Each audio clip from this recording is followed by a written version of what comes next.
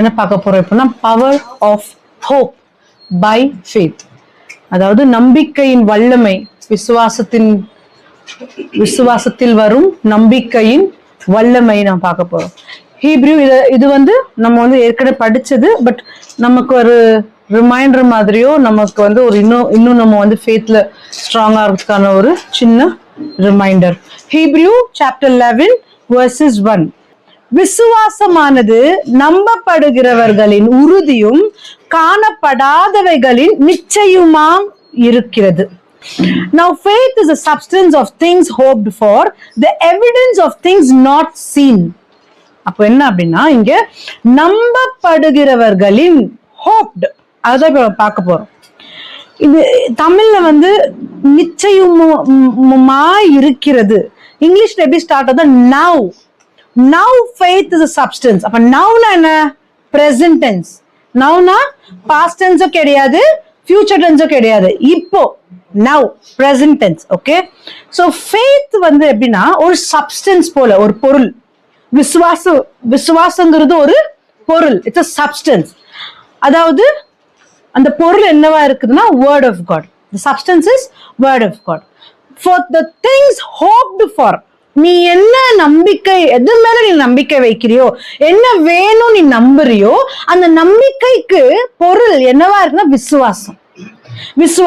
So faith comes by word. Hope also comes by word. அப்போ difference என்ன? what is the difference between hope and faith? நம்பிக்கைக்கும் விசுவாசத்திற்கும் வித்தியாசம் என்ன? what is the difference between hope and faith? நம்பிக்கைக்கும் விசுவாசத்திற்கும் difference என்ன, வித்தியாசம் என்ன? யாராவது சொல்றீங்களா? what is the difference between hope and faith? நம்பிக்கைக்கும் விசுவாசத்திற்கும் வித்தியாசம் என்ன?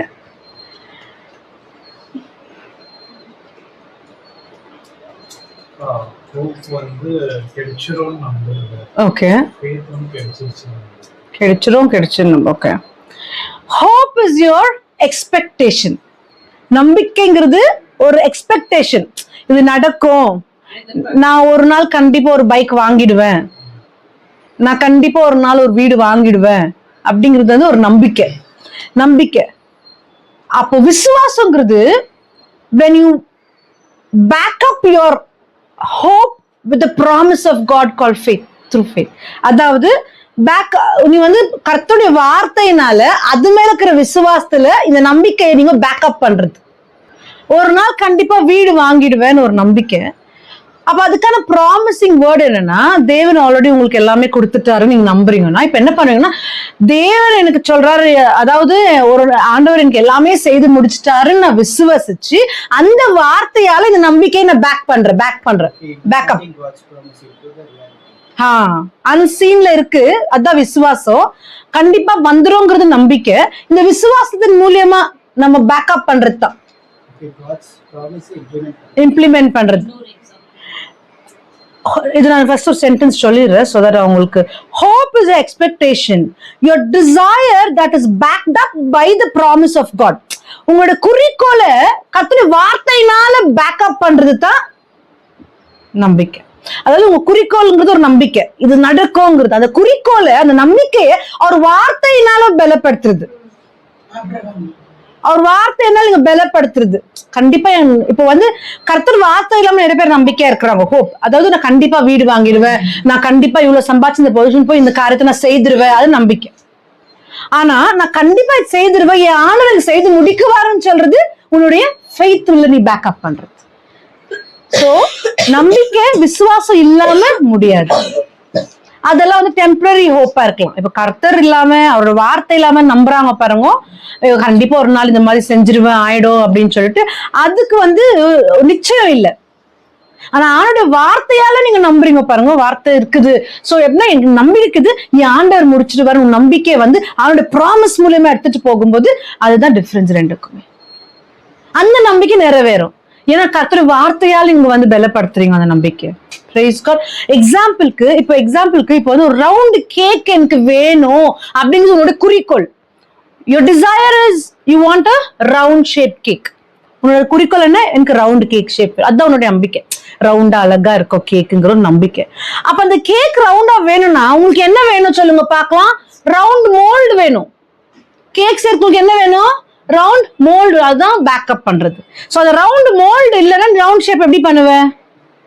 இப்போ ஸ்கொயர் கேக் எனக்கு வேணும்னு ஆசையா, ஓகே நாளைக்கு என் பர்த்டே எனக்கு ஸ்கொயர் ஷேப் கேக் வேணும், இது உன்னோட குறிக்கோள், உன்னுடைய டிசையர், உன்னுடைய நம்பிக்கை. இப்ப நீ எனக்கு கேக் நீ வந்து பண்ணணும்னு நினைக்கும் போது அப்படி எனக்கு ஸ்கொயர் கேக் வேணும்னா எப்படி ஸ்கொயரா பண்ணுவ? உனக்கு அந்த ஸ்கொயர் மோல்டு வேணும். அந்த மோல்டு இருந்தாதான் உன்னால ஸ்கொயரா கேக் பண்ண முடியும். கரெக்டா? அப்ப அந்த ஸ்கொயர் மோல்டு தான் அந்த விசுவாசம், ஆனோட promise.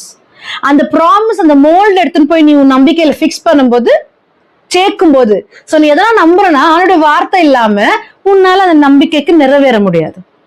So that backup, you should be backed up by the promise of God through faith. Praise God. Hallelujah. So வாழ்க்கையில நம்பிக்கை வைக்கிறது முக்கியம் இல்ல, அதோட சேர்த்து கர்த்தருடைய வார்த்தை எனக்கு நல்ல வேலை கிடைக்கணும், எனக்கு கண்டிப்பா இந்த நாளுக்குள்ள எனக்கு வேலை கிடைச்சிடும், அது உன்னோட நம்பிக்கை. எப்படி கிடைக்கும்? உன்னோட விசுவாசத்தினால கிடைக்கும். உன் விசுவாசம் பலப்படணும் கர்த்தருடைய வார்த்தையினால. அப்படி பலப்படும் போது உன் நம்பிக்கை நிறைவேறும். Price God. சோ நம்பிக்கை வெறும் நம்பிக்கை வார்த்தை இல்லாம விசுவாசம் இல்லாம முடியாது. Praise God. ஹalleluya. அதே மாதிரி நம்மள அதான் அந்த மோல்ட் எப்படியோ அதே மாதிரி நம்மளோட டிசையர், நம்மளோட குறிக்கோள் தான் நம்பிக்கை. உனக்கு என்ன குறிக்கோள் இருக்கு வாழ்க்கையில நடக்கணும், அதுதான் நம்பிக்கை. உன்னுடைய கோல், இங்கிலீஷ்ல குறிக்கோள், கோல் அதான். பட் எவிடன்ஸ் இல்ல, பிசிக்கலா எவிடன்ஸ் இல்ல. நான் ஒரு வீடு வாங்குவேன், அதுக்கு எவிடன்ஸ் இருக்கா? எவிடன்ஸ் இல்ல. அது வந்து எப்படி இருக்குதுன்னா ஸ்பிரிச்சுவல் ரெல்ம், ஆவிக்குரிய எவிடன்ஸ் தான் இருக்கு. எப்படின்னா விசுவாசம், கர்த்தருடைய வார்த்தை, அவர் முடிச்சிட்டாருங்கிற சத்திய வாக்கு, அதுதான் எவிடன்ஸ். கண்ணில் பார்க்க எந்த எவிடன்ஸ் இல்லை. காசு இல்ல, இடம் இல்ல, நிலம் இல்ல, பத்திரம் இல்ல, எதுவுமே எவிடன்ஸ் இல்ல. ஆனா உன் நம்பிக்கை வார்த்தை, நான் வீடு வாங்கிடுவேன் அப்படின்னு. அப்ப அது எப்படி உங்களுக்கு எவிடன்ஸ் இல்லாம நம்ப முடியும்? அவரோட வார்த்தைனால. அவருடைய வார்த்தை, அவர் நாமத்தினால நமக்கு இது நடக்கும், ப்ராமிஸ்ட் வேர்டுனால நடக்கும் விசுவாசம். Price God. மார்க் 16:17 என்ன இருக்குதுன்னா, these signs shall follow them that believe. In my name shall they cast out devils, they shall speak with new tongues, they shall take up serpents, and if they drink and deadly thing, it shall not hurt them. They shall lay hands on the sick and they shall recover. இப்போ என் நம்பிக்கை எப்படியா இருந்துச்சு ஒரு டைம்ல அப்படின்னா, இந்த வசனம் படிக்கும்போது நானும் ஒரு நாள் கை வச்சா குணமாகும், நானும் ஒரு நாள் நடக்கும் போது சைன்ஸ் எல்லாம் என் பின் தொடரும், என்ன அற்புதங்கள் அடையாளங்கள் பின் தொடரும் அப்படிங்கிறது ஒரு நாள் என்னுடைய நம்பிக்கை. இப்போ உங்களுக்கும் அந்த நம்பிக்கை இருக்கலாம், ஒரு நாள் நானும் கை வச்சா குணமாகும், சுகமாகும் அப்படின்னு சொல்லிட்டு. இப்போ நீங்க இந்த நம்பிக்கை, நான் ஞானஸ்தானம் பெற்றிருக்கலாம், ஆனா எனக்கு எந்த எக்ஸ்பீரியன்ஸும் இல்லை. அவனுடைய பவர், அந்த ஹேண்ட், பவர் ஆஃப் ஹேண்ட், அவருடைய வல்லமையான கரம் நான் இன்னும் எக்ஸ்பீரியன்ஸ் பண்ணல நம்ம வாழ்க்கையில. ஒருவேளை நீங்களும் நானும் ஞானஸ்தானம் எடுத்திருக்கலாம், ஆனா இன்னும் அந்த ஒரு பவர்ஃபுல் ஹேண்ட்ஸ் நான் எக்ஸ்பீரியன்ஸ் பண்ணல. இன்னும் கை வச்சோன்னு குணமாகிற அந்த எக்ஸ்பீரியன்ஸ் நான் இன்னும் பண்ணல. பட் ஒரு நாள் நான் பண்ணுவேங்கிறது என்னோட நம்பிக்கை. இப்போ நான் என்ன பண்றேன்னா, எப்படி, how can we back up the hope with the faith through the word of God? அதாவது இந்த நம்பிக்கை, நான் ஒரு நாள் நான் கண்டிப்பா கை வச்சா நல்லா ஆகுங்கிற நம்பிக்கையை எப்படி நீங்க பேக்கப் பண்ணலாம், எப்படி நிறைவேற்றலாம், எப்படி நீங்க எப்படின்னா அந்த வார்த்தை ஆனது என்ன இருக்குது, அந்த வார்த்தையில கை வச்சா பேய்கள் ஓடிப்போ, நோய்கள் சுகமாவும் இருக்குது. அந்த வார்த்தை எடுத்து இப்ப உங்களோட விசுவாசம் எப்படி நிறைவேற்றுறதுன்னு நான் சொல்லி இருக்கிறேன். அந்த வார்த்தையை எடுத்து இப்ப நான் என்ன பண்றேன்னா, இரவும் பகலும் ஐ ஸ்டார்ட் கன்ஃபெஸிங். நான் அதை அறிக்கையிட ஆரம்பிக்கிறேன், கன்ஃபெஸ் பண்ண ஆரம்பிக்கிறேன். And I start believing in my heart. வேற கன்ஃபெஸ் பண்றதுனால ஒன்னும் ஆப்பறதில்ல. You need to believe in your heart. என்னதான் நம்ம வந்து எக்ஸ்பீரியன்ஸ் ஆனாலும், ஞானஸ்தானம் எடுத்தாலும், பைபிள் படிச்சாலும், வார்த்தை போனாலும், அந்த வார்த்தை நம்ம இரவும் பகலும் தியானிக்கும் போது, அதை கன்ஃபெஸ் பண்ணும்போது, நம்ம ஹார்ட் பிலீவ் பண்ணும்போது, அதுதான் வார்த்தையை கொண்டு ஃபேத், நம்ம நம்பிக்கைக்கு பேக் பண்றது. பலப்படுத்துறது. அப்ப என்ன ஆகும், இப்ப நான் இன்னைக்கு வந்து நேசன் ஆயிடுச்சு, இயேசுக்குள்ள வந்துட்டு, ஆனா இன்னும் நான் தொட்டா குணமாவல, ஏன்னா எனக்கு இன்னும் வார்த்தை தெரியல, இன்னும் அந்த நம்பிக்கை ஃபெய்த் ஸ்ட்ராங் ஆகல. இப்போ நான் என்ன பண்றேன், அந்த பர்டிகுலர் வார்த்தை எடுத்து நான் சொல்லிக்கிறேன், லார்ட் நான் கை வச்ச நோயோட பேயோட நான் டெய்லி டிக்ளேர் பண்றேன், கன்ஃபெஸ் பண்றேன், இப்ப நான் பிலீவ் பண்ண ஆரம்பிக்கிறேன். இன்னைக்கு நான் ஃபெய்த்ல, how faith comes, how it increases hearing. அப்ப அந்த வார்த்தையை கேட்க கேட்க கேட்க கேள்வி ஞானத்தினால, வார்த்தையினால இப்ப என்ன ஆகுதுன்னா அதை நம்ப ஆரம்பிக்கிறதுனால இப்போ நெக்ஸ்ட் என்ன ஆகுது, என் நம்பிக்கை என்ன ஆகுது, இப்போ அன்சீன்ல இருந்துச்சு இவ்வளவு நாள், நான் கை வச்சா நல்லா ஆயிடும்ங்கிற ஒரு விசுவாசம், அந்த ஒரு பவர் அன்சீன்ல இருந்துச்சு, பார்க்க முடியாத இருந்துச்சு. இப்ப நான் அதை நான் தியானிக்க தியானிக்க தியானிக்க நம்பிக்கை ஜாஸ்தி ஆகுது, அதாவது இதயத்துல நம்புறது ஜாஸ்தி ஆகுறதுனால இப்ப என்ன ஆகுது, நான் கை வச்சா குணமாகுது. இப்ப என்னாவது கை வச்சு குணமாகுது, அன்சீன்ல இருந்து இப்போ சீனுக்கு வருது. இப்போதான் அங்க வந்து சிக்னஸ்ங்கிறது ஒரு எக்ஸாம்பிளுக்கு சொன்னேன். அந்த மாதிரிதான் உங்களோட வாழ்க்கையில எல்லா விதமான ஆசீர்வாதமும், எது உங்களுக்கு என்ன ஆசீர்வாதம் வேணுமோ எல்லாமே வெறும் நம்பிக்கை வைக்காம வார்த்தையின் மூலமா வருகிற விசுவாசத்தை அது மேல் வைக்கணும். அப்போ அது நிறைவேறும். Praise God, hallelujah. So where did I get this hope from? எங்கத்துல இருந்து நம்பிக்கை வருது நமக்கு? நம்பிக்கை இப்ப நான் வந்து இப்போ டே பை டே இந்த ப்ராமிஸ தியானம் பண்ணி என் நம்பிக்கை நிஜமாயிடுச்சு. இன்னைக்கு ஒரு நாள் நான் கை வச்சா குணமாகுவேன், ஒரு நாள் நான் வந்து வாயில இப்படி சொன்னா எனக்கு நடுக்கும் அப்படிங்கறத வந்து இப்ப தியானம் பண்ணி இப்போ நிஜமாயிடுச்சு. எங்கிருந்து வந்துச்சு இந்த நம்பிக்கை? எப்படி இந்த நம்பிக்கை நிஜம் ஆச்சு? எங்கிருந்து வந்துச்சு இந்த hope? From where did you get this hope? எங்கிருந்து வந்துச்சு இந்த நம்பிக்கை?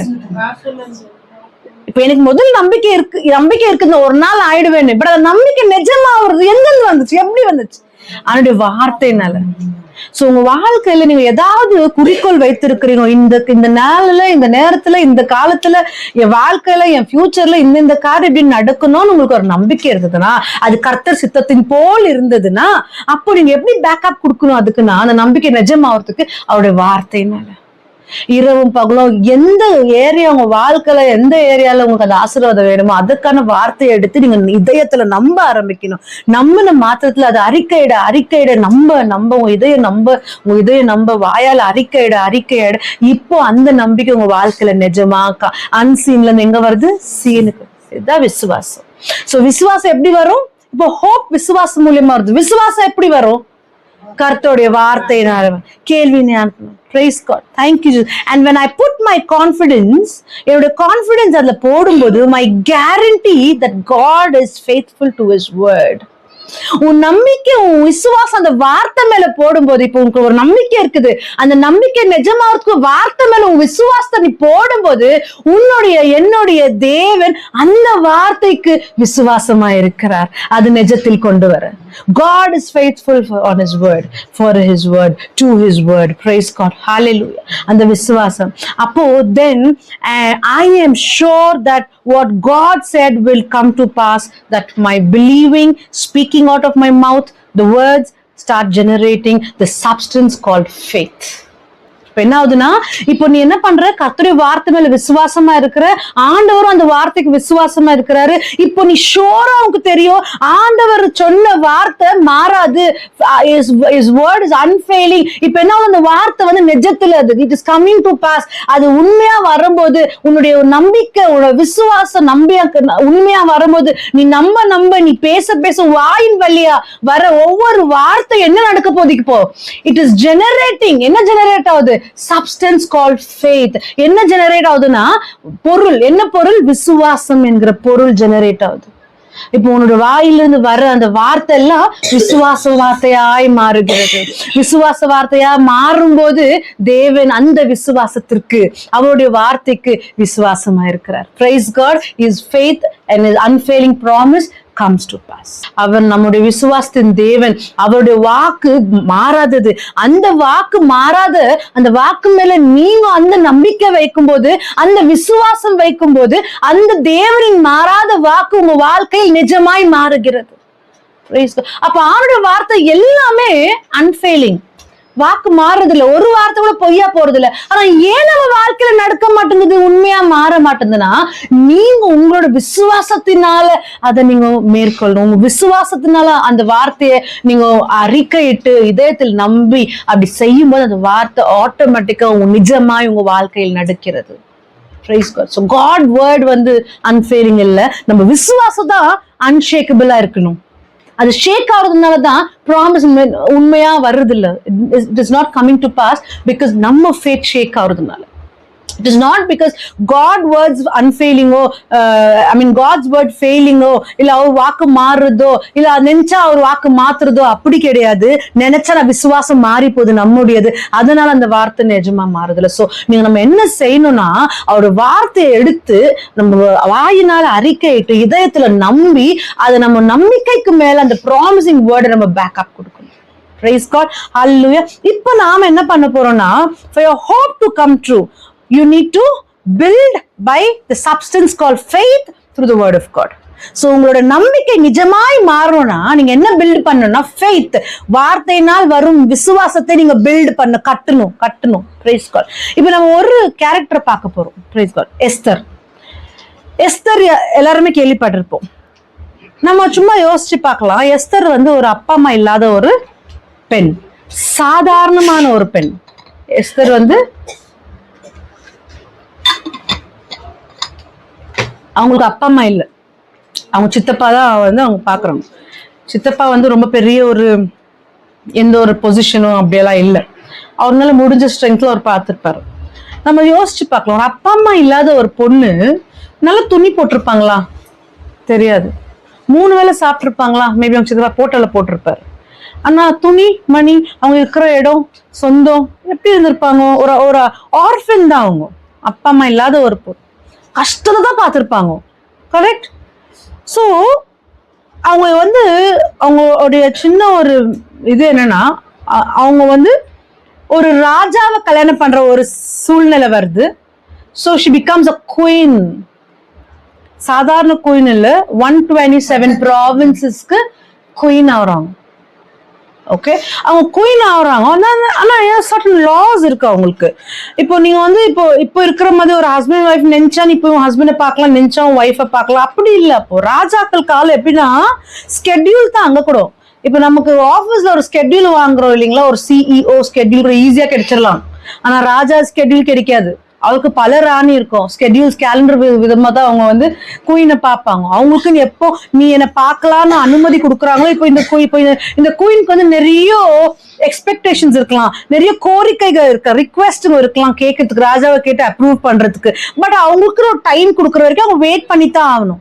என்ன அர்ஜென்ட்டா இருந்தாலும் அவங்க வெயிட் பண்ணி தான் ஆகணும். அப்போ இன்னைக்கு இந்த குயின் இந்த கிங்டம் மீட் பண்ணலான்னு நீங்க ஸ்கெட்யூல் வரும்போது தான் அந்த லா அது அவங்களுக்கு, அப்பதான் அவங்க போய் மீட் பண்ண முடியும். தப்பி தவறு இன்விடேஷன் இல்லாம அவங்க போக முடியாது ராஜா கிட்ட.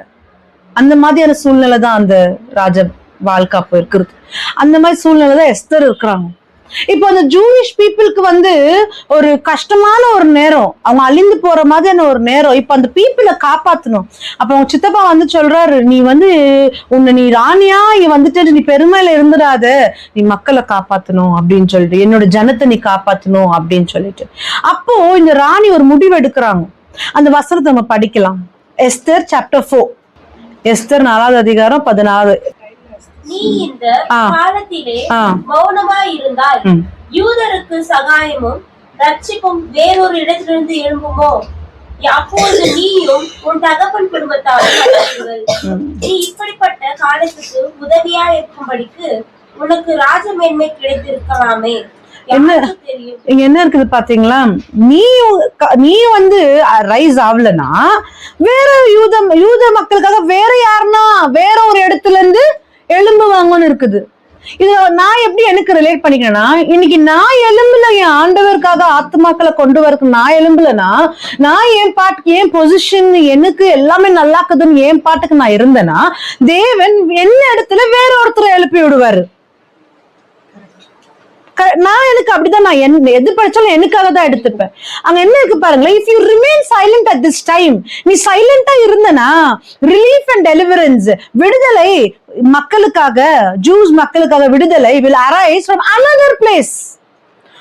உன் இடத்தையும் என் இடத்தையும் இன்னைக்கு நான் விட்டு கொடுத்தேன்னா அந்த இடத்துல தேவன் வேற யாரும் எழுப்புறாரு. எழுந்து போவது யாரு? Praise God. Thank you Jesus. அப்போ உங்க சித்தப்பா மோதிக்காய் அப்படி பேசுறாரு எஸ்தர் கிட்ட. இப்ப 16வது வசனத்தை படிக்கலாம். நீ போய் சூசானில் இருக்கிற யூதரெல்லாம் கூடி வர, இது வந்து எஸ்தர் வந்து பிளான் பண்ணி சொல்றாங்க மோதிகாய் கிட்ட, நீ போய் சூசானில் இருக்கிற எல்லாரையுமே எழுப்பி டுகெதர் வர வச்சு 3 நாள் அல்லும் பகலும் புசியாமலும் குடியாமலும் இருந்து எனக்காக உபவாசம் பண்ணுங்கள். இப்போ இந்த இடத்துல திரும்பவும் நான் ஸ்ட்ரெஸ் பண்றேன். என்ன ஸ்ட்ரெஸ் பண்றேன்னா ஃபாஸ்டிங் அண்ட் ப்ரேயர். பாத்தீங்களா, எந்த ஜெயத்திற்கு முன்பதாக, எந்த ஒரு டெம்டேஷன் ஓவர் பண்றதுக்கு முன்னாடி fasting and praying is very very important. Fasting and meditation is so very important. இன்னைக்கு நீங்க தேவனோட க்ளோஸா இருக்கணும்னு நினைக்கிறீங்கன்னா ஃபர்ஸ்ட் செய்ய வேண்டிய ஸ்டெப்பு இன்னில இருந்து ஃபாஸ்டிங் அண்ட் மெடிடேஷன். நீங்க எவ்வளவு நிராகரிக்கிறீங்க, எவ்வளவு தள்ளி போடுறீங்களோ அவ்வளவோ நீங்களே உங்க சோதனை டெம்டேஷன் அலாவ் பண்றீங்க உங்க லைஃப்ல. அப்போ எஸ்தர் வந்து நெக்ஸ்ட் ஸ்டெப் எடுக்க போது ஜூஸ் பீப்புளை காப்பாத்துறதுக்காக. அப்ப என்ன பண்றாங்கன்னா, நானும் ஃபாஸ்ட் பண்றேன், எனக்காக நீங்களும் ஃபாஸ்ட் பண்ணுங்க, குடியாமலும் சாப்பிடாமலும் 3 நாள் அவங்க சொல்றாங்க. படிங்க. எனக்காக உபவாசம் பண்ணுங்க.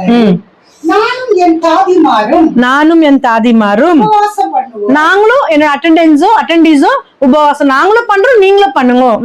இவ்விதமாக சட்டத்தை மீறி, இவ்விதமாக இப்ப என்ன பண்ண போறாங்களா, லா. பாத்தீங்களா, அவங்க ஹஸ்பண்ட் அது ராஜா, அவங்கள பார்க்க போறது கூட ஒரு லா, அது சட்டம். ஆனா இப்ப அவர் இன்விடேஷனே இல்ல, அவர் கூப்பிடவே இல்ல. ராஜா கூப்பிடாமலேயே இவங்க சட்டத்தை மீறி பார்க்க போறாங்க ராஜாவை. ராஜா, I will go to the king without even invitation. It is against law. ஆனால் நான் போற சில டைம்ஸ் நமக்கு எப்படி இருக்கும்னா, அதாவது ஆண்டவர்கிட்ட போறதுக்காக நிறைய தடைங்க இருக்கும். ஆனா நம்ம என்ன பண்ணிடுறோம், ஆண்டவர்கிட்ட போறதுக்கு பதிலா தடைகளை பார்த்து உட்கார்ந்துடுறோம். எப்படின்னா அது மீறி போனா நமக்கு வாழ்க்கையில பிரச்சனை வருமே நம்ம இருந்துடுறோம். பட் சம்டைம்ஸ் அது மீறி போகும்போதுதான் அங்க நமக்கு ரட்சிப்பு, ஜெயம் எல்லாமே இருக்குது. நம்ம ஒரு ஸ்டெப் எடுக்கணும் ஆண்டவருக்காக. அப்ப என்ன சொல்லுவாங்க, லா இல்ல, சட்டம் இல்ல, மீறி நான் ராஜாவை I'm going to meet. அப்ப என்ன, என்ன ஒரு துணிச்சலான ஒரு பெண் தெரியுங்களா, என்ன ஒரு தைரியமான பெண். இன்னைக்கு நாம ஆண்டவருக்காக என்ன துணிச்சலா செய்கிறோம். இங்கிலீஷ்ல இருக்கு, if I perish I perish. செத்தாலும் சாவரி, if I perish நான் செத்தாலும் சாவம் ஒழிய என்னோட ஜனத்திற்காக நான் நிற்பேன். இன்னைக்கு நம்ம அதுதான் பாக்குறோம். எனக்கு என்ன ரிஸ்க், அப்ப சொன்னல, there's sometimes a risk. நம்ம தொலைந்த ஆட்டுக்குட்டிகளை நம்ம சேகரிக்க ஆண்டவருக்காக கொண்டு வர there is a risk sometimes. ஆனா நம்ம எப்படி இருக்கணும், வைராகியம். நான் செத்தாலும் சாகும் ஒழிய நான் விட்டு கொடுக்க மாட்டேன், என் ஆண்டவரை விட்டு கொடுக்க மாட்டேன், என் ஆண்டவர் கொடுத்த தொலைந்த ஆட்டுக்குட்டிகளையும் நான் விட்டு கொடுக்க மாட்டேன். இன்னைக்கு அந்த எஸ்தர் தைரியமா போறாங்க, அவங்க போறாங்க. நீங்க போய் படிச்சு பாருங்க இந்த story Esther. there's some 4 to 5 chapters தான். அதை நம்ம ஃபுல்லா படிக்க போறது. நான் வெறும் இங்க நான் சொல்ல போறது few things தான். அப்ப என்னன்னா, a wicked official எப்படின்னாக்கா, God positions us with a purpose. தேவன் நம்மை ஒரு சித்தத்திற்காக ஒரு பொசிஷன்ல வச்சிருக்கிறாரு. நீ ஒரு ஆபீஸ் போறனா அங்கேயும் ஒரு பர்பஸ் இருக்கு, நீ காலேஜ் போறியா அங்கேயும் ஒரு பர்பஸ் இருக்கு, ஸ்கூலுக்கு போறியா அங்கேயும் ஒரு பர்பஸ் இருக்கு. அவங்களோட சித்தத்தின் பிரகாரம் மக்கள், நீ எங்க போறியோ அவங்க சித்தத்தின் பிரகாரம் நீங்க மாறிடாதீங்க. உங்களுக்குன்னு ஒரு சித்தம் கொண்டு அங்க வைக்கிறாரு, அதன்படி நடங்க. இப்போ ஒரு ராணியா இருக்கிறாங்க, நானும் லக்ஸூரியா வாழ்ந்து ஜாலியா இருக்கலாம்னு எஸ்தர் நினைச்சிருக்கலாம். அவங்க மோதிகாய் ரிக்வெஸ்ட் பண்ணும்போது, ஆண்டவர் யாரை கொண்டு செய்யட்டும், எனக்கு ஒரு வாழ்க்கை, நான் சின்னதும் அனாதையா வாழ்ந்துட்டு இப்பதான் எனக்கு நல்ல வாழ்க்கை கிடைச்சிருக்கு, இப்பதான் நான் கொஞ்சம் சந்தோஷமா என்ன உடுச்சு தப்பா உடு மோதிகாய்னு சொல்லல. நான் செத்தாலும் இந்த ராஜ வாழ்க்கை இல்லைன்னாலும் பரவாயில்ல, நான் செத்தாலும் சாவ ஒழிய என் மக்களை காப்பாத்தாம விட மாட்டேன். Praise God. இதே மாதிரி இன்னொருத்தரும் இருக்கிறாரு, சொல்லுங்க பாக்கலாம். அவரும் இருக்கிறாரு. ஓகே, ராஜ வாழ்க்கைய விட்டு கொடுத்து மக்களுக்காக சேம் பொசிஷன், அவரும் அதே பொசிஷன். நான் இந்த ஆடம்பர வாழ்க்கை வாழ்ந்து அழிஞ்சு போறதுக்கு பதிலு ஆண்டவர் கொடுத்த ஊழியத்தை நான் செய்யறேன். அந்த மக்களை தொலைந்து போன ஆட்டுக்குட்டிகள் நான் கொண்டு வர ஏசப்பாக்க. அததான் காத்தால யார நான் அனுப்புவேன் தேவன் கேக்குறேன், யார நான் அனுப்புவேன். உங்களால சொல்ல முடியாது தைரியமா, என்ன அனுப்புங்க ஆண்டவரே, செத்தாலும் சாவ தவிர உங்களோட வேலை செய்யாம நான் இருக்க மாட்டேன் அப்படின்னு நம்மளால சொல்ல முடியுமா? தைரியமா சொல்ல முடியுமா? எப்போது தைரியம் வரனா, ஆண்டவரே நீங்க இல்லாம என்னால இருக்க முடியாது, நீங்க மட்டும்தான் என் வாழ்க்கை, உங்களை விட எதுவுமே எனக்கு முக்கியம் இல்லை. என்னைக்கு உங்களுக்கு அந்த மாதிரியான உணர்வு வருதோ அன்னைக்கு நீங்க சிந்திப்பீங்க. நம்ம எதுக்குமே எமோஷன் ஆகக்கூடாது. உனக்கு என்ன வேலை இந்த உலகத்துல அதை செஞ்சுட்டு போயின்னு இருக்கு. யோவான்ஸ் 4 ஜான் த பேப்டிஸ்ட் வந்தாரு, நான் கெட்டது எதுவுமே செய்யல, அவரு எல்லாம் ஆண்டருக்காகத்தான் வேலை பண்ணாரு. ஒரு நேரம் வந்த உடனே கழுத்தை வெட்டினாங்க, செத்து போனாரு. இப்ப அதுக்காக இயேசு இமோஷன் ஆனாரா? அவருக்கு வேதனை ஆச்சு. ஆனா அவர் திருப்பியும் போய் சுவிசேஷம் சொல்லி மேற்கொண்டாரு. சோ நம்ம ஃபோக்கஸ் எப்படி இருக்கணும்னா தொலைந்து போன ஆட்டுக்குட்டிகளுக்காக மட்டுமே இருக்கணும். எஸ்தர் அந்த வேலையை பண்ணாங்க. அப்போ எவ்வளவு விசுவாசம் அவங்க ஸ்ட்ராங்கா இருந்தாங்கன்னா அந்த லாவை மீறி அவங்க போய் பேசுறாங்க.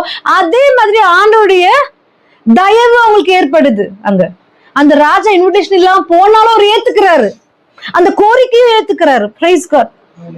அது அவங்களுக்கு எதிராக அந்த ஹமான் ஒருத்தர் விக்கெடா ஒரு என்ன சொல்ற டிஸ்ட்ராய் பண்ண எல்லா யூதர்களையும் அழிச்சு போடணும்ட்டு ஒரு பிளான் பண்றாரு, விக்கெடா ஒரு பிளான் பண்றாரு. ஆனா அவரு கடைசியில இதுல மாட்டி சாக அடிக்கிற மாதிரி பனிஷ்மெண்ட் வருது அவருக்கு, ஹமானுக்கு. ஹமான் அவரு அதாவது அவர் குழி நோண்ட ட்ரை பண்றாரு, அந்த குழியில அவரே விழுந்து போகிறாரு. அதுதான் தேவனோட தயவு. நீங்க என்ன தெரியுமா, ஐயோ அப்பனா போய் செத்துருமா, அப்படி பயப்படாதீங்க. தேவன் நமக்காக அவர் தயவினால் காத்துக்கொள்கிறார். Price God. அவர் சித்த நம்மளை கொண்டு செய்து முடிக்கிற அளவில் அவர் நமக்கு பாதுகாக்கிறார். Praise God. ஆனா இன்னைக்கு நம்ம என்ன வைராகியத்துல இருக்கோம் அதுதான் நம்ம பார்க்கணும். எஸ்தர் அப்படி இருந்தாங்க. அப்போ நீங்களும் நானும் சும்மா ரேண்டமா சூஸ் பண்ணல தேவன். God did not choose you randomly. அப்படியே ஏனோ தானோன்னு நம்மள இந்த உலகத்துல நம்மள வர வைக்கல. அவர் எல்லாருக்குமே. அப்போ எஸ்தர் ஒரு ஒரு எஸ்தர் ஒரு நாள் யோசிச்சு பார்த்திருப்பாங்க குயின் ஆவன்ட்டு, யோசிச்சிருக்க மாட்டாங்க. நான் அதான் சொல்றேன், உங்களோட சின்ன பிரெயின் சைஸ்ல உங்களோட பிளான நீங்க நினைக்காதீங்க. ஆண்டவருடைய விஸ்டம் பெருசு. அவர் சைஸ்ல தான் அவர் நமக்காக பிளான் வச்சிருக்கார். அதனால நம்ம என்ன பண்ணணும்னா, ஆண்டவரே என்னோட திட்டம் எனக்கு வேண்டாம், உங்க திட்டம் வாழ்க்கை நிறைவேற்றி நீங்க விட்டுட்டீங்கன்னா சூப்பரா உங்க வாழ்க்கை அமையும். My life my rules. உங்க ரூல்ஸ் எப்படி இருக்கும்? ஆண்டவருடைய பிளான்ல போங்க. அவர் ரூல்ஸ் எல்லாம் நம்மள ரோபோ மாதிரி ஆக்குறது இல்லை. He gives you free will choice. But அவரோட பிரசன்னத்துல நம்ம இருக்கிற வரைக்கும் நமக்கு எந்த ஒரு காரியமும் ஆக. Praise God. ஹalleluya. அப்போ நம்மள ஆண்டவர் இன்னைக்கு ஒரு வேலையிலயோ இல்ல ஒரு குடும்பத்துல, இந்த வீட்டுக்கு நீ வந்திருக்கிற, உன்னுடைய காலேஜ்ல நீ இருக்கிற, ஒரு பொசிஷன் நீ வேலை மேல இருக்கிற, எல்லாமே ஒரு சித்தத்திற்காகத்தான். சோ என்னன்னா எல்லாருமே வேலையை விட்டுட்டு ஊழியத்துக்கு வந்துரு அப்படி இல்ல. நீ எங்க இருக்கிற அங்க இருந்து ஆண்டவர் உங்களை நடத்துவாரு. நீ வேலைக்கு போற அந்த இடத்துல ஆண்டவர் நடத்துவாரு. சில டைம் பார்த்தோம்னா ஒரு ஆத்மாக்காக உங்களை எடுத்துட்டு வந்திருப்பாரு ஒரு இடத்துக்கு, ஒரே ஒரு ஆத்மாக்காக ஒரு இடத்துக்கு உங்களை கூட்டிட்டு போவார் ஆண்டவர். என்னடா இது, 1000 பேர் முன்னாடி நிக்கிறோமோ, ஒருத்தர் முன்னாடி நிக்கிறோமோ, அந்த ஒரு ஆத்மா கூட ஆண்டவர் விட்டு கொடுக்க விருப்பப்படாதது. Praise God. It's valuable, priceless, விலையேற பெற்றது ஒரு ஆத்மா. நீங்களும் அந்த ஒரு ஆத்மா தான். ஆண்டு உங்களையும் விட்டு கொடுக்கல, உங்க மூலியமா மத்த பிள்ளைங்களும் விட்டு கொடுக்க போறது இல்ல. Praise God. Hallelujah. So God places you for a divine purpose. ஆண்டவர் ஒரு இடத்துல வச்சிருக்கிறாருன்னா அது ஒரு divine purpose-க்காக, அது ஒரு தூய்மையான சித்தத்திற்காக, மகிமையான சித்தத்திற்காக. அது மறக்க கூடாது. நம்ம courage rises in crisis. நம்ம எப்ப ரொம்ப பிரச்சனை இருக்குமோ, ரொம்ப எப்ப crisis இருக்குமோ, அப்பதான் நமக்கு ரொம்ப தைரியம் வர ஆரம்பிக்கும். இப்ப எஸ்தருடைய நிலைமை யோசிச்சு பாருங்க. அந்த ராஜாவை பார்க்கணும், ஃபர்ஸ்ட் ஆஃப் ஆல் இன்விடேஷன் இல்லாம போறாங்க. நீங்க நம்ம சாதாரண பேசக்கூடாது, அந்த அந்த இடத்துல நீங்க கற்பனை பண்ணணும். இந்த காலம் மாதிரி இல்ல, அந்த காலம் ஈஸியா ஸ்டெப் அவுட் பண்ண முடியாது, ஈஸியா வாய் திறந்து பேச முடியாது. ஓகே, அப்போ அந்த காலத்துல நம்ம போய் ஒரு ரோல் பிளே பண்ணி பார்க்கலாம், நம்மள அங்க இமேஜின் பண்ணி பார்க்கலாம். ஃபர்ஸ்ட் ஆஃப் ஆல் அவங்க ரூம்ல அவங்க வெளியே வர முடியாது, அண்ட் அந்த இன்விடேஷன் இல்லாம ராஜாவே பார்க்க முடியாது. சுத்தி அவங்க வேற ஜாதி, இவங்க யூதர் மக்கள். யூதர் மக்களை காப்பாத்துறதுக்காக விரோதியான கிங்களை கல்யாணம் பண்ணி இருக்கிறாங்க. அவங்கள்ட்ட போய் பேசணும். ராஜா ஏத்துக்குவாரோ இல்லையோ, மீறி போனா சாவு. எவ்வளவு ஒரு கிரைசிஸ் சொல்லலாமா, எவ்வளவு ஒரு சிச்சுவேஷன், அந்த அந்த சீரியஸ் சிச்சுவேஷன். அதாவது சாவா வாழ்வா சாவா, வாழ்வா சாவா, லைஃபா டெத்தா. Praise God. Thank you, Jesus. So sometimes law may not allow us to preach. இந்த law sometimes நம்மள கர்த்தருடைய வார்த்தை பேச விடாம பண்ணும். இந்த உலகம் sometimes இந்த law situation, நம்மளுடைய crisis நம்ம ஜெபிக்க விடாம பண்ணும், நன்றி சொல்ல விடாம பண்ணும், ஒரு ஆத்மா போய் சந்திக்க விடாம பண்ணும்.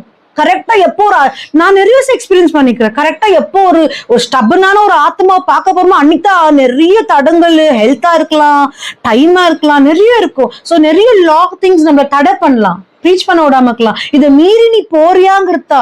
Esther risk death to speak for a people. Esther அது ஒரு உயிரை பணிய வச்சு தன்னுடைய ஜனத்திற்காக பேச போனாங்களாம். அப்ப எவ்வளவு தைரியம்! அது தைரியத்திற்கே பைபிள்ல ஒரு பெண்ணை பேசப்படுதுன்னா எஸ்தர். எஸ்தர் தான். அது தைரியம் எங்க இருந்து வந்துச்சு? இப்ப சொல்லுங்க, யார் நம்ம ஜனம்? இப்ப எஸ்தர் தன்னோட ஜனத்துக்காக போனாங்க. யார் நம்ம ஜனம்? யார் நம்ம ஜனம்? யாருக்காக நம்ம பேச போறோம்? யார் அந்த லாஸ்ட் ஷீப்? என்ன மாதிரி ஆட்கள் அந்த லாஸ்ட் ஷீப்? நம்ம எக்ஸாமின் பண்ணணும். souls which is not in Christ is our people. நம்ம ஜனம் யார் சொல்லுங்க பார்க்கலாம்? கர்த்தருக்குள்ள இல்லாதவங்களும் கர்த்தரை தெரியாதவங்க தான் நம்ம ஜனம். தெரிஞ்சும் தெரியாம இருக்கிறாங்க, அதுவும் நம்ம ஜனம் தான். மொத்தத்துல கர்த்தருடைய சத்தியத்தை அறியாம இருக்கிற ஒவ்வொருத்தருமே நம்ம ஜனம், நம்ம ஜனம், நம்ம குடும்பம் பார்க்கணும். அப்போ நீங்க அவங்களுக்காக நிற்பீங்க. எஸ்தர் திறப்பின் வாசல் நின்னாங்க. Thank you Jesus. அப்ப நம்ம யாருக்காக நிக்கணுமா? அந்த குடிக்காரனுக்காகத்தான், அந்த அடிக்டட் பர்சனுக்காகத்தான், அந்த கிறிஸ்துக்குள் இல்லாத பர்சன் தான். we need to stand. எப்படி நிக்க போறீங்க? how will you stand? எப்படி நிக்க போறீங்க? through the word of God. அவருடைய வார்த்தையில மட்டும்தான். her faith in God gave her boldness. அந்த brave spirit எப்படி வந்துச்சு? faith in God. அப்ப உங்களுக்கு எப்ப தைரியம் வரும்? இன்னைக்கு வரைக்கும் நீங்க பார்க்கலாம், இவங்கள்ட்ட பேசணும்னு ரொம்ப நாளா உங்களுக்கு இருந்திருக்கலாம், ஒரு ஆத்மா யாராவது உங்களுக்கு இருந்திருக்கலாம். ஆனா நம்ம போலான்னு நினைக்குவோம், அவங்கள்ட்ட பேசவே நம்மளால முடியாது. நேரம் அமையறது இல்லையோ, இல்ல நமக்கு ஒரு நம்ம என்ன சொல்வாங்களோ, இல்ல எப்படி எடுத்துப்பாங்களோ, அது மாதிரி எல்லாம் இருக்கலாம். பட் இவங்களுக்கு அப்படிதான் இருந்திருக்கும். அதனாலதான் என்ன சொல்றாங்க, முடியாதுன்னும் போது என்ன சொல்றாரு மோதிக்காய, நீ ஏந்திக்கலனாக்கா யூதர்களை காப்பாத்த வேற எங்கன்னா ஏந்திச்சிடுவாங்கன்னு சொல்றாரா இல்லையா? அப்ப இவங்களுக்கு எப்படி பிரேவ் வந்துச்சு, எப்படி அந்த போல்ட்னஸ் வந்துச்சு? இவர் பேசிட்டு போயிட்ட பிறகு அவங்க ஆண்டவரை தேடி போறாங்க. தேவனே எனக்கு அந்த தைரியத்தின் ஆவியை கொடுங்கன்னு கடவுள்கிட்ட போறாங்க. சோ எப்படி இந்த ஃபெய்த் பில்ட் ஆகும்? By prayer and meditation. Praise God. Boldness build. Faith through word of God will give you the boldness. Thank you Jesus. அப்ப இன்னைக்கு உங்க வாழ்க்கையில, உங்க படிப்புலயோ, உங்களுடைய வேலை மேலயோ எல்லாத்துலயுமே உங்களுக்கு ஜெயம் நீங்க வருவது எப்படி என்றால் கர்த்தருடைய வார்த்தையில மட்டும்தான். Praise God. Hallelujah. So உண்மையான faith என்ன சொல்லுங்க பார்க்கலாம்? உண்மையான faith எதை தேடி போகும்? உண்மையான faith எதை தேடி போகும்? கர்த்தருடைய ராஜ்யத்தை முதலாவது தேடும்போது எல்லாமே கூட கொடுக்கப்படும். உண்மையான faith எங்க எதை தேடி போகும்? கர்த்தருடைய ராஜ்யத்தை. Praise God. Real faith seeks God first, not just the courage in self. சுயத்தினால நம்ம தைரியமா இருக்க முடியாது. நான் எல்லாம் முடிச்சிடலாம் மாத்திரம் நினைக்காதீங்க. கர்த்தருடைய வார்த்தையில மட்டும்தான். with self courage we can not win. கர்த்தருடைய பலத்தினால மட்டும்தான். அப்ப என்ன தேடணும்? ஃபர்ஸ்ட் அவருடைய ராஜ்யத்தை தேடணும். தேங்க்யூ. அப்போ கடைசியா என்னன்னா, தேவன் என்னுடைய வேலைகள், God works even when things are unseen. உங்களுக்கு இன்னும் ஒரு எவிடன்ஸே இல்லை, நீங்க கண்ணிலே பாத்துக்க மாட்டீங்க எதுவுமே. ஆனாலும் அந்த நேரத்திலயோ ஆண்டவர் வேலை செய்யறாருங்க. நீங்க நம்பணும். தேவனுடைய நாமம் எஸ்தர் புக்ல இல்ல. தேவனுடைய நாமம் எஸ்தர் புக்ல பாத்தீங்கன்னா இல்ல. தேவனுடைய நாமம்னு எதுவுமே கொடுக்கல. ஆனாலும் கடவுளுடைய நாமம் எஸ்தர் புக்ல இல்ல. ஆனாலும் அவருடைய கரம் எஸ்தருடைய ஜீவன் முழுவதுமாய, அவங்க அந்த போராட்டக்குள்ள போய் ஜெயிக்கிற நேரம் முழுவதுமாய அவர் கரம் அங்க இருந்துச்சான். எவிடன்ஸே இல்ல, தேவனுடைய நாமம் இல்ல, அங்க எவிடன்ஸே இல்ல. ஆனா அவர் கரம் அங்க எவிடன்ஸா இருந்துச்சான் எஸ்தர் கிட்ட. இன்னைக்கு உங்களுக்கு பாக்குறதுக்கு ஒண்ணுமே பெருசா தெரியல, என்ன நடக்கவோ தெரியலனாலும் நீங்க நம்புங்க, அவருடைய கரம் உங்க வாழ்க்கையில எனி டைம் உங்க கூடவே இருக்குதுங்கிறது நீங்க மறந்துடாதீங்க. That is the evidence. What is the evidence? தேவன் உங்களோட இருக்கிறது என்ன எவிடன்ஸ்? அவருடைய கரம் உங்களோட இருக்கிற, ஒரு வார்த்தை உங்களோட இருக்கிறதா எவிடன்ஸ். தேங்க்யூ. அதுதான் எவிடென்ட்டா இருக்குது. ஒவ்வொரு ஈவெண்ட் உங்க வாழ்க்கையில நடக்குது பாருங்க, அப்பதான் நீங்க உணர்வீங்க, ஏசப்பா என் வாழ்க்கையில இது நடத்திருக்காரு. ஆமாவா இல்லையா? ஆண்டவர் எனக்கு வேலை வாங்கி கொடுத்தாரு, ஆண்டவர் என் வாழ்க்கையை அமைச்சு கொடுத்தாரு, இந்த ஆக்சிடென்ட்ல என்ன காப்பாத்துனது யாரு? நம்ம வண்டி ஓட்டின்னு போற வரைக்கும் யோசிச்சிருக்க மாட்டோம். நமக்கு முன்புதான் இன்னொருத்தர் விழும்போது ஐயோ ஆண்டவர் என்ன காப்பாத்தினாரு, அந்த கரத்தை உணர்வுமா இல்லையா? கீழே நான் விழுந்து போயிருக்குவேன் ஒரு வருஷம் ரோட்ல, உயிரோட எழுந்து வந்திருப்பேன். ஐயோ ஆண்டவர் என்ன காப்பாத்திட்டாரு. நடந்து போயிருப்பாங்க, ரோட்ல விழுந்து செத்துருப்பாங்க. ஜோரா வண்டியில போயிட்டு உயிரோட வந்திருப்பேன். ஐயோ ஆண்டோட கரம். யோசிக்கிறோமா இல்ல? ஒரு அதுதான் எவிடன்ஸ். ஆண்டோட கரம் நம்மளோட இருக்குதுங்கிறதுக்கான சாட்சி, எவிடன்ஸ். ஒரு ஈவெண்ட்ல ஆண்டவர் ஆர்கெஸ்ட்ரேட் பண்றாரு. அப்பதான் தெரியும் நமக்கு. பிரைஸ் காட், ஹalleluya. நம்ம வாழ்க்கையில even if things are uncertain, குறிக்கோளே இல்லாத மாதிரி தெரியலாம், நடக்குமா நடக்காதான்னு தெரியல, வாழ்க்கை என்னன்னே தெரியாம இருக்கலாம். But believe in the hands of Lord. Believe in the hands of the Lord. கர்த்தருடைய கருத்தை நம்ம நினைக்கணும். கடைசியா ஒரே ஒரு எக்ஸாம்பிள் நான் சொல்றேன், அதுக்கப்புறம் வர்ஷிப் குள்ள போலாம். சமாரியர் பெண் இன்னைக்கு நம்ம பாக்குறோம். அதாவது ஒரு கேர்ள் ஃப்ரெண்ட் பார்க்கணும்னா ஒரு பாய் ஃப்ரெண்ட் ஒரு ஹவருக்கு முன்னாடி போய் வெயிட்டிங்லுக்கு வரும். ஆனா இங்க பாருங்க, இந்த பாய் ஃப்ரெண்டு ரொம்ப அழகா இருக்குது. இந்த பாரு, இந்த சமாரியர் பெண்ணுக்கு 5 ஹஸ்பண்ட், கூட இருக்கிறது 6th person. அப்போ இந்த பொண்ணுகிட்ட என்ன ஸ்பெஷல்? என்ன அவ்வளவு அழகா? என்ன ஸ்பெஷல்? 7வது ஒரு பாய் ஃப்ரெண்ட் தேடி போறாரு. என்ன ஸ்பெஷலா இருக்க முடியும் அந்த பொண்ணு கிட்ட? பாருங்களேன், அந்த பொண்ணு இன்னும் வரல. அந்த வெள்ளுக்கிட்ட படிச்சு பாருங்க, ஏசப்பாத்துக்கு முன்னாடி போய் உட்கார்ந்துறாங்க. அப்ப நான் யோசிக்கிறேன், இது அப்படியே இந்த பாய் ஃப்ரெண்ட்ஸ் போய் வெயிட் பண்றாங்க பாரு, கேர்ள் ஃப்ரெண்ட்ஸ் அந்த மாதிரி இருக்குது. அந்த மாதிரி நமக்காக நம்ம பாய் ஃப்ரெண்ட் வெயிட் பண்றாராம், நம்ம மனவாளன் வெயிட் பண்றாராம். பாய் ஃப்ரெண்டா இருக்கும்போது அவர் வெயிட் பண்றாரு, நம்ம மனவாளன் ஆனாலும் அவர் வெயிட் பண்றாரு, நம்ம அப்பாவாவோ அவர் தான் நமக்கு வெயிட் பண்றாரு, அம்மாவாவோ அவர் தான் நமக்கு வெயிட் பண்றாரு. Praise God. ஆனா உலகத்துல அப்படி இல்லை. ஆனா நம்ம அப்பா வெயிட் பண்றாரு. அப்ப அவர் போய் அங்க வெயிட் பண்ணி நிற்கிறாரா, இவங்க வராங்க. அப்ப யோசிச்சு பாருங்களேன், என்னத்தான் இந்த அம்மா கிட்ட அவ்வளவு அழகு இருக்குதுன்னு சொல்லிட்டு இப்படி போய் வெயிட் பண்றாரு ஏசப்பா. அப்போ என்ன ஆண்டவர் இருக்குது அவங்க கிட்ட? ஏசப்பா என்ன சொல்றாரு தெரியுங்களா? அவங்க கிட்ட வெறுமை இருக்குது, அவங்க கிட்ட வேதனை இருக்குது, அவங்க கிட்ட வெட்கம் இருக்குது, ஷேம் இருக்குது, அவங்க கிட்ட செக்யூரிட்டி இல்லை, அவங்களோட வெறுப்பு இருக்குது, அவங்க உடைக்கப்பட்டிருக்கிறாங்க. ஏன்னா அவங்க 7ஆவதா என்ன ஏத்துக்க போறாங்க. அவங்க இப்ப வந்து நிற்கிறது அவங்களோட ஃபர்ஸ்ட் ஹஸ்பண்ட் கிட்ட, அவங்களோட ஃபர்ஸ்ட் லவ் கிட்ட. இது எல்லாமே ஃபிக் லீவ்ஸ், இது எல்லாமே நீக்கி போடுறதுக்காக அவங்களுக்காக நான் வெயிட் பண்ணி இருக்கிறேன்றார். பிரைஸ் காட், ஹalleluya. இன்னைக்கு நாம ஒருவேளை உடைக்கப்பட்டிருந்தோம்னா, தள்ளப்பட்டிருந்தோம்னா, அவமானப்பட்டிருந்தோம்னா, ஒதுக்கப்பட்டிருந்தோம்னா, ஷேம்ல இருந்தோம்னா, நம்மள ஒருத்தர் ஷேம் ஆக்கியிருந்தாலும் அதெல்லாம் ஷேம் இல்லை. நம்ம லாஸ்ட் செஷன்ல தான் கத்து கொடுத்தோம். என்ன ஆனாலும் நமக்காக ஒருவர் இருக்கிறார், நம்மளுடைய மனவாளன் நம்மை தேடி வருகிறார். இப்ப கூட உங்களுக்கு முன்னாடி அவர் வந்து இங்க இருக்கிறார், உங்களுக்கு முன்பதாகவே உங்களுக்கு வெயிட்டிங்ல இருக்கிறார். அதனால நான் எப்பவுமே சொல்லுவேன், லேட்டா வராதிங்க, ஒருத்தர் வெயிட் பண்ணி நிற்கிறார் நமக்காக. Praise God. அவரை விட அன்பு இந்த உலகத்துல நமக்கு யாருமே கொடுக்க முடியாது சொல்றேன். அவரோடைய அன்பு யாரும், அவருடைய ஹக் எப்படி இருக்கும்னா, சாதாரணமா மனுஷன் போல இருக்காது. அந்த ஹக் நித்தியத்துக்கும் இருக்கும், பிரியாத ஹக். அவர் அன்பை நம்ம ருசிச்சு பார்க்கணும். அந்த சமாரியர் உமன் அப்போ என்ன பண்றாங்கன்னா, அந்த தூக்கி, அதாவது தேவன் ஒரு ப்ராஃபிட் மாதிரி மடன் என்ன சொல்றாரு, ஆமா ஆமா நீ 5 ஹஸ்பண்ட் கூட இருந்த, நீ 6ஆவதா இப்ப இருக்கிற ஒருத்தர் நீ உண்மை பேசுன. என்ன எதிர்பார்க்கிறாரு தேவனு? நீயா உண்மையா என்கிட்ட வா. நீ அவங்க எதையுமே தூக்கி போட்டு ஏசப்பட்ட வரல, அவங்களா வந்தாங்க. ஆண்டவர் சொல்றாரு, இதெல்லாம் நான் உன்கிட்ட பார்த்தேன் அப்படின்றாரு. ஆமா ஆண்டவர். அப்போ ஆண்டவர் சொல்லும்போது, அதாவது நீ உன் ஹஸ்பண்ட கூட்டுன்னு வான்னு சொல்லும் போது எனக்கு ஹஸ்பண்ட் இல்லைன்றாங்க. அப்ப ஏசன் சொல்றாரு, நீ உண்மையை ஒத்துக்குன, யூ ரைட், உண்மையா ஒத்துக்குன, நீ கரெக்டா தான் சொல்ற. உங்க 5 ஹஸ்பண்ட், ஆனா இப்போ உன் கூட இருக்கிறது ஹஸ்பண்ட் இல்ல, 6ஆவதா. நீ கரெக்டா சொன்ன, நீ ஹானஸ்டா நீயா ஆனட்ட உன்னுடைய காரியங்களை நீ ஒப்பு கொடுத்தனா இன்னைக்கு ரட்சிப்பு நமக்கு. Praise God. அன்னைக்கு அவங்க ரட்சிப்பு எடுத்துக்கினாங்க. அது மட்டும் இல்லாம அவங்க வெட்கத்தை தூக்கி போட்டு போனாங்க, அவங்களோட அவமானத்தை தூக்கி போட்டு போனாங்க. ஊரெல்லாம் போய் என்ன சொன்னாங்க, ஏசு கிறிஸ்து மெசாயா, இவர்தான் கிரைஸ்ட், இவர்தான் கிரைஸ்ட் அப்படின்னு. இன்னொரு கீழே அப்படி படிச்சு போனீங்கன்னாக்கா, சமாரியர் இதுல எல்லாருமே அந்த பொண்ணு சொன்னதை நம்பினாங்களாம். இப்போ இயேசுவை அவங்க என்கவுண்டர் பண்ற வரைக்கும் யாருன்னு அவங்க மதிச்சாங்களா?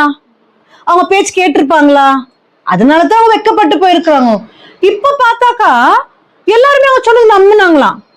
இயேசு கிறிஸ்து பேசுன நம்பினாங்களாம். இந்த பொண்ணு சொல்ற நம்பி அவர் பேச்ச கேட்டாங்களாம். இந்த பொண்ணு சொல்ற யாரும் பார்க்க போனாங்களாம். எல்லாருமே இயேசு பேச்ச கேட்டாங்களாம்.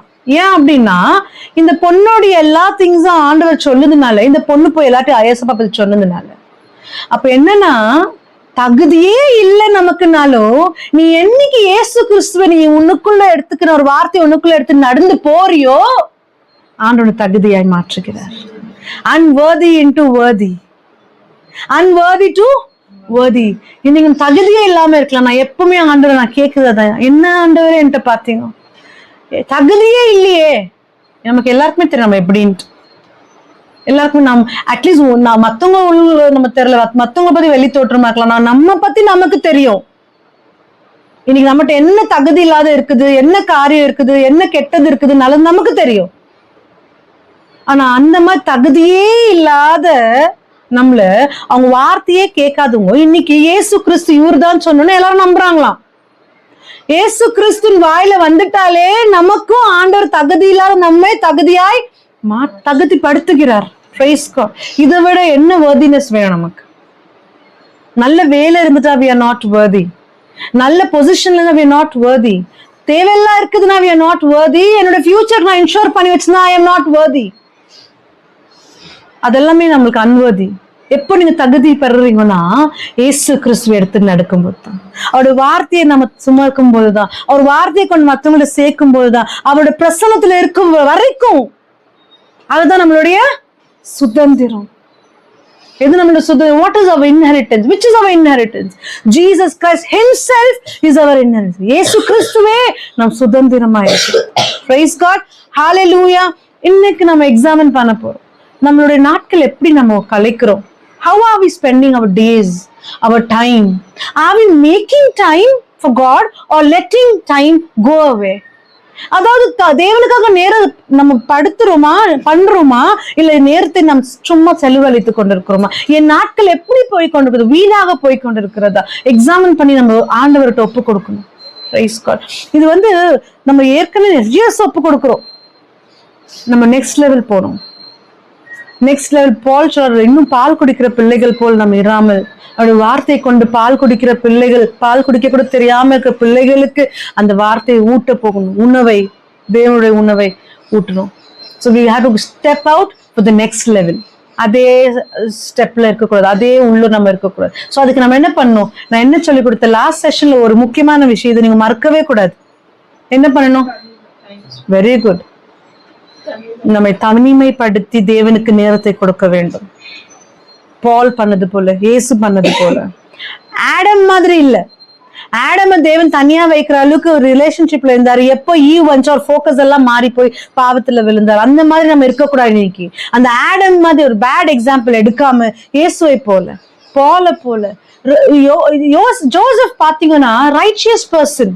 ஜோசப் அவருக்கு இல்லாத ஒரு டெம்டேஷனா சிறை அடிக்கப்பட்டார். இப்ப யோசிச்சு பாருங்களேன், பிரிசன்ல எல்லாம் இருக்கிறாரு. But God positioned you there for some purpose. ஒரு வசனம் இருக்குது ஜோசப், எதுல வசனம்னா ஜெனசிஸ் 50:20 என்ன இருக்கு. அதுல என்ன இருக்குதுன்னா, ஆண்டவர் சும்மா ஒரு இடத்துல பொசிஷன் பண்ணல. கெட்டதுக்கு, அதாவது நீ கெட்டதுக்கு நினைச்ச தேவன் அது நல்லதுக்காய் மாற்றி போட்டார். தீமை செய்து நினைத்தீர்கள், தேவனோ நன்மையாய் மாற்றினார்.